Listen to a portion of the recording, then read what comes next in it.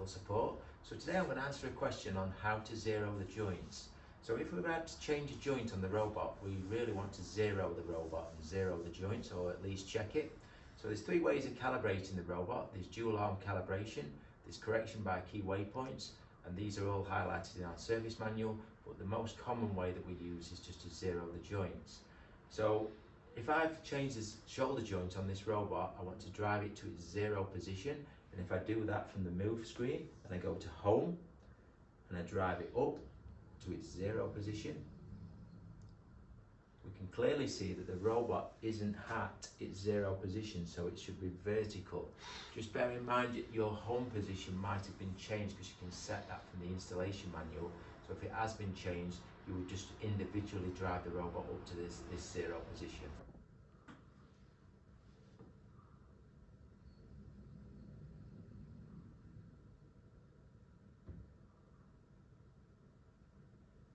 Okay, so we can see that the shoulder joint is out of position, and all my joints other than that are correct, because I've looked at the service manual and that details where they need to be. So I just need to realign that shoulder joint. So I'm just going to bring that shoulder joint square, and then I'm just going to use a spirit level to make sure that that is absolutely square. Just turn the speed down and adjust that. Perfect. Okay, so once we've squared the robot up and we've verified that the positions are correct to the service manual, we now need to zero the joints in expert mode. So on the top left hand of the teach pendant, we see the run UR symbol. So we're going to press and hold that for 5 seconds, and then it asks us for a password, which is Lightbot. So I'm just going to type that in, and now we can enter expert mode. So here we can see the calibration, so we can see program correction by key waypoints, we can see dual robot calibration, which is detailed in the service manual, but we're actually going to go to joint zeroing. So I've zeroed verified the position on the shoulder, so I just need to click on that, and now I need to zero the joints and say yes and confirm that. And now the joints are successfully zeroed. Now I need to go back into booting. I need to reboot the robot, and it will just ask me to verify the position. So now I verify that position and say verify, and now I start the robot. Okay, so now I've zeroed the joints in expert mode. If I go to my home position on this robot, which is the zero position, I can see that that out of position on the shoulder has now been removed. So we've reset and we've re-zeroed the shoulder joint. So if you were wondering where the joints need to be set for the zero position, actually use the service manual. So if you go to our website, go on technical resources, onto downloads, manuals and service, you can download the service manual for E-Series robots.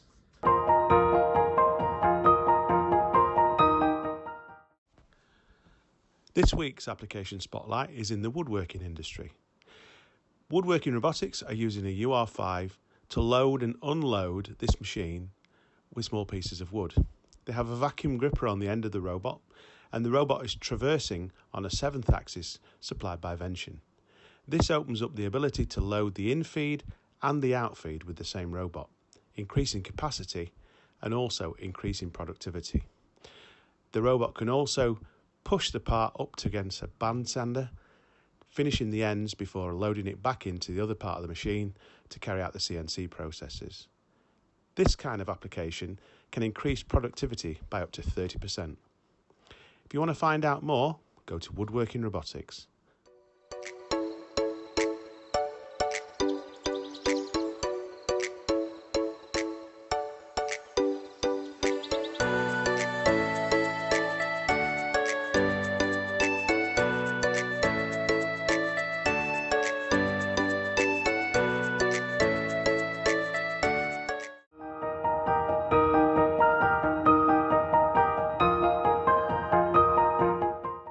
Welcome back to the Cobot Show.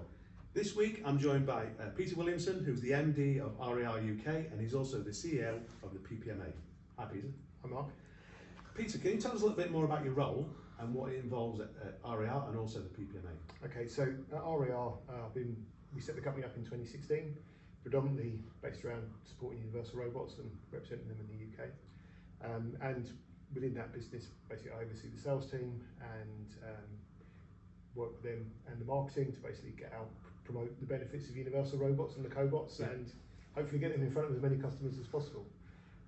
Since 2016, I've also been a director of the PPMA, and earlier this year I took on the role of CEO, and that's mainly to help the strategic direction of the PPMA moving forward. And PPMA being processing and packaging machinery, but under that sits BARA, which is the Robotics and Automation Association. Okay. And as CEO of PPA, what sort of challenges are members facing out there in the marketplace at the moment? I would say the biggest challenge that most of our members and end users are facing is a lack of labour, lack of skilled labour, lack of skills generally, and really understanding how they can adopt automation to kind of overcome those issues. We get asked this quite a lot as well. There's a huge labour gap out there, isn't there, in all aspects of manufacturing? Yeah. But particularly in sort of food and packaging industry is a big problem at the moment. And also productivity is one of the things that we get asked about. Is that quite prevalent in what your members are telling you? In certain industries, for sure, yeah, productivity is an issue. I mean, there's the issue that we had during the summer within the food industry, where you've got product rotting in the field and sitting in factories not being processed because just didn't have the labour and the staff to be able to deliver that. So yeah. And as an industry, as a robotics industry, what can we do to kind of increase that rate of adoption in robotics? I think there's a number of different things.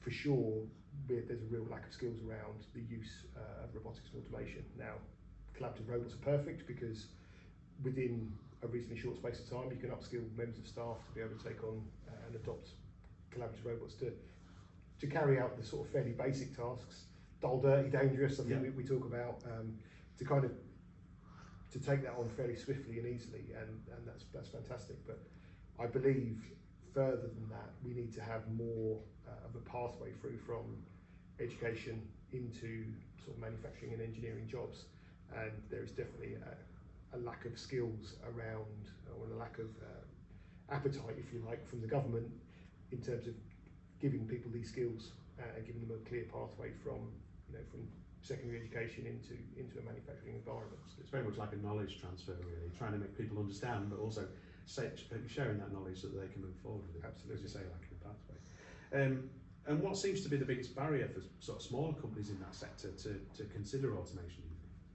I think still a lot of smaller companies consider that automation just isn't for them.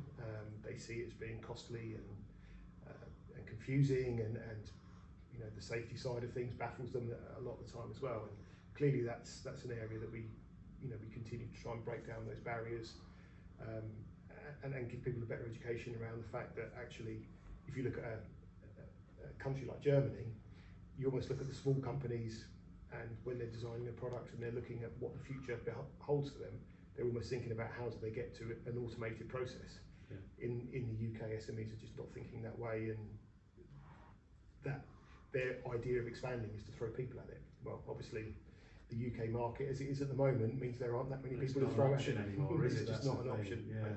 It's quite interesting, isn't it? I mean, you would normally think to adopt automation it would be cost, but actually cost isn't sort of so much of a relative problem. It's all about knowledge and all about safety and being quite conservative. Yeah. And when we see robots being used in other European countries, it's much more widely used across all sectors and all sorts of different sizes of companies. And I think that's one of the areas that the UK is starting to change, really, I think. Yeah, and necessity is the mother of all invention, isn't it? And you look at UK businesses, the labour shortages that they face are forcing them down the route of having to look at automation as a solution to maintain productivity and to maintain output. And the situation is there at the moment in the UK, and the opportunity is there for people to take on more and more robotics and automation. Yeah. I'll ask you a question as MD of RER now. Okay. You've been involved with Universal Robots for a long time. How's the Cobot industry changed in the time that you've been working with us, and what you've seen for your own insights as well? I think very much the early days of selling the collaborative robot, it was a new technology. We've already talked about the UK market being a bit reluctant to adopt automation, and I think the safety side of things was a big concern. It was an early iteration of the Universal Robot. Clearly the E-Series that we have now is yes, you still have to make sure that you risk assess the application, but the robot itself, I think people now are much more accepting of the fact that it's it's an appropriate tool for use in certain applications. So that has very, very much changed. But I think also it's become more commonplace. It's become more of an accepted technology, and I think that's really made quite a significant difference. You must have seen quite a lot of difference on the UR Plus side of things. I think when I started, it was about 6 products on the UR Plus. Now there's nearly 500, I think. Yeah, I think we started working with Robotique actually very, very early on as well, and I think they were one of maybe 2 or 3 that were UR Plus. But yeah, I think that's one of the big things that's changed with Universal Robot, the E-Series being much more of a platform that you can then add your bolt-ons to, like an iPhone with the apps. Yes. And that really has made, when we first started to market Universal Robot, it was very much we were focused on the robot. When we now go and approach selling the robot to end users, it's very much focusing on it being a solution, and you select the appropriate tool to go with the robot to provide the right solution for that particular customer. Okay. One of the things I want to ask you is about, is there a kind of typical journey that manufacturing companies have to take to adopt automation? And what does that journey kind of look like? Will they contact you first in the first instance to ask you to consult on that, or have they got a half-baked idea themselves, or do they run at it 100%? What does a typical journey look like? I guess that's changed a little bit during the period of time as well. Early on, you would get sort of CEOs and MDs going, oh, we've heard about these cobots, we want to try and get them into our production process. And it would be almost dictated from above. I think now what's really changed is that you've got process engineers and people that are actually working in production. They're seeing the problems of productivity, they're seeing the problems of the lack of labour resource, and they're driving the agenda now. So they're contacting us and basically asking us to go in and have a look at certain processes and practices that they have and see how the Universal Robot will be able to support them and overcome some of these challenges. And then we will go through a process of maybe carrying out some feasibility studies, helping prove the concept that the robot will deliver the task that they're looking for. And actually now the gestation period has gone from being many months to maybe certain instances be down to a couple of weeks from initial conversation through to receiving an order. One question off the back of that was kind of, we see it's possible to offer training to people so that they can make a choice whether they can implement the robots themselves or get an integrator to help them. Are you seeing more people doing it themselves, or is it still a sort of 50-50 split, or is there any sort of views that you have on that?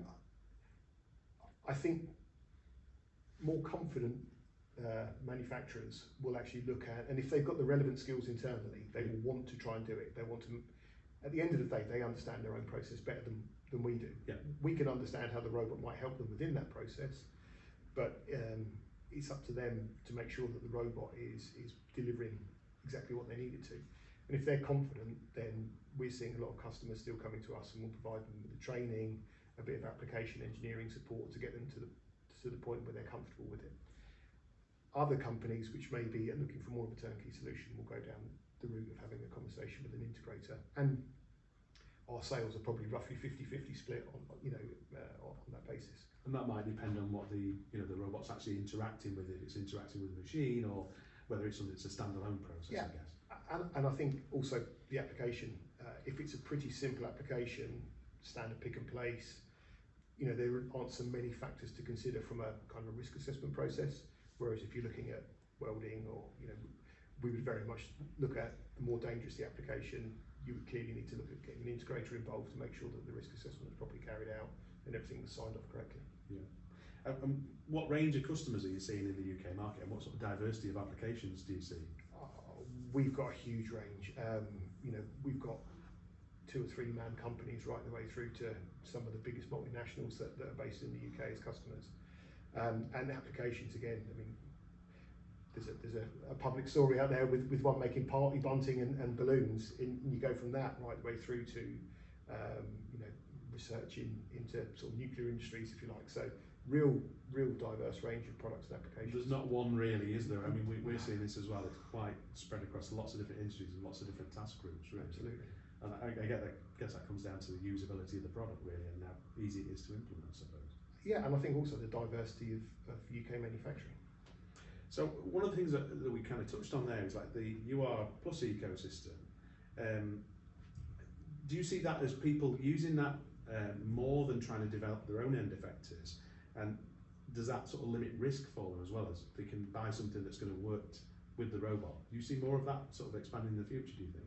Yeah, and I think there's two reasons for that. One, everyone wants to make it as simple as possible. So the fact that you can buy plug and play equipment, it's easy to program, it's easy to integrate, you're off and running straight away. The other side of it is if people are looking to finance it, the more standard equipment that you can buy, the more easy it is to get access to finance. As soon as you go down the route of trying to have bespoke automation, getting the finance from the banks don't quite understand it in the same way they do as, you know, a robot in a box with a gripper in a box. It's more standard product, so they're more happy to sort of part with their cash. And that's a good point, isn't it, actually, because you're not then going into an unknown quantity, you're buying something that's compatible and you can get finance on it. Absolutely. Well. We're seeing quite a few solutions where a 6-axis robot has been mounted on the back of a guided vehicle. And do you see that expanding as a market as well? For, you know, we're seeing them used in laboratories, but also taking kits apart to production lines. Is that something you see for the future as well, do you think? I think it's definitely going to increase. It's a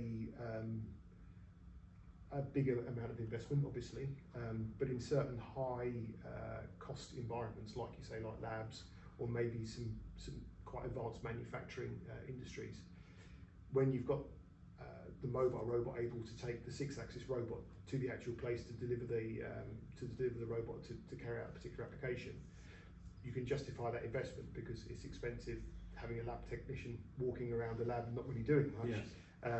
So there's an easy justification for that level of investment. It's one of the things that we kind of think that would be really useful for the electronics industry. There's lots of manual tasks where they're just moving components between processes, and you know, a 6-axis arm on the end of an AGV is a kind of perfect platform for that, really. Absolutely, and I think the cost justification is based around how much time you have of a human kind of walking around and not really being that effective. It's not really a skill job, is it? Just transferring between two processes. Absolutely. And are there any future developments that people should consider when they're on this automation journey? Anything you can think of that they need to think about now that's maybe with regards to, like, so new components that are coming out there, or new robots that are coming out there, or anything like that? I think I probably would go back to maybe to skills on this one, and I think one of the things to look forward towards the future is, in the UK, the more skilled roles generally sit with the older generation. I look at welding as being a classic example, and if you're looking to future-proof your production, you're better off getting 2, 3, 4 robots into your production under the supervision of someone who really understands that welding process, and doing that now rather than waiting until the person who really understands that process is no longer in the business. Then all of a sudden you're kind of left with a situation where you don't have the skills haven't been transferred or imparted before they leave. And these specific applications like welding, like machine tending, where it's quite a skilled job, you can actually transfer that skill into the robot if you have people in the business that understand the process. And I think that's what people should be looking at now in terms of future-proofing their production. That's a good point. One last question I was going to ask you about, as you roll in the PPMA, what can government do to help to accelerate the adoption of automation and robotics in the UK? I think there's a few things, skills and how they provide that pathway through from education into manufacturing careers, providing practical skills for the employees of tomorrow, I think is hugely important. I think changing the narrative around robotics and automation, I think they can help do that. There's still, you know, some of the myth that robots take jobs still sort of perpetuates, and I think what we're seeing now with the job market is that robots fill unwanted jobs, and I think the government can actually be far more proactive in supporting manufacturing to kind of understand that process as well, and you know, break down those sorts of barriers and myths. And then practical terms, they would provide funding, or they should sort of be more involved in the sort of research organisations that carry out that kind of research and share that knowledge? There is a lot of government funded research organisations out there that maybe could be a bit more pragmatic and proactive, I think, in terms of particularly talking to SMEs, and the funding is available. It's just a matter of how do we make sure that the government what you need is advanced manufacturing, not advanced manufacturing sectors, but advanced manufacturing techniques right the way across all of manufacturing in the UK. And I think these MTCs, AMRCs, they have the ability to deliver that and make sure that the government should be supporting them to get that in front of SMEs rather than maybe what has been historically the focus on nuclear, automotive, aerospace, and the bigger industries that certainly the current government seem to be very heavily focused on. And that's the key, isn't it? You know, that we can make things better, we can make them here, we can reshore a lot of the manufacturing back to this country, and that again provides good opportunities for people to work in manufacturing again, I guess. Absolutely, absolutely. Excellent. Thanks for joining me, Peter. Well, that's all from this week. Join us next week. We'll have another interesting guest.